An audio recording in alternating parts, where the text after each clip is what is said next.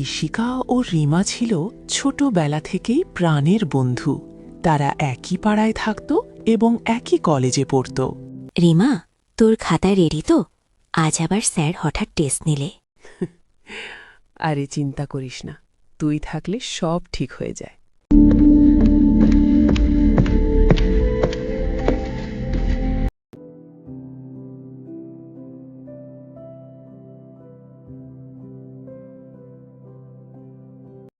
আজ ক্যাম্পাসটা কেমন জানি অন্যরকম লাগছে না? কেন? প্রতিদিনই তো এমনই থাকে। ওই দিকটা দেখ, ক্যাম্পাসের পেছনের অংশটা।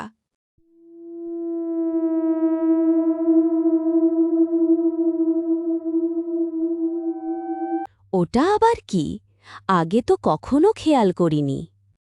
ওটা পুরনো হোস্টেল, বহু বছর ধরে বন্ধ। দেখতেও কেমন ভুতুড়ে লাগছে। চল, আজ তাহলে দেখে আসি একবার জায়গাটা। না বাবা, দেখেই কেমন একটা গা ছমছম করছে, আমি যাব না। চল না, কিছু হবে না, আমি আছি তো, ভয় কিসের?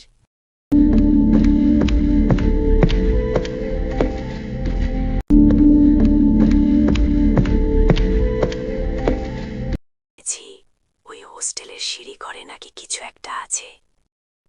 লোকেরা বলে একটা অতৃপ্ত আত্মা নাকি এখনো ঘুরে বেড়ায়। আরে এসব তো গুজব। ঈশিকা সত্যি ভেতরে যাবে? একবার দেখলেই বা কি হবে, ভয় পেলে তখনই ফিরে আসব।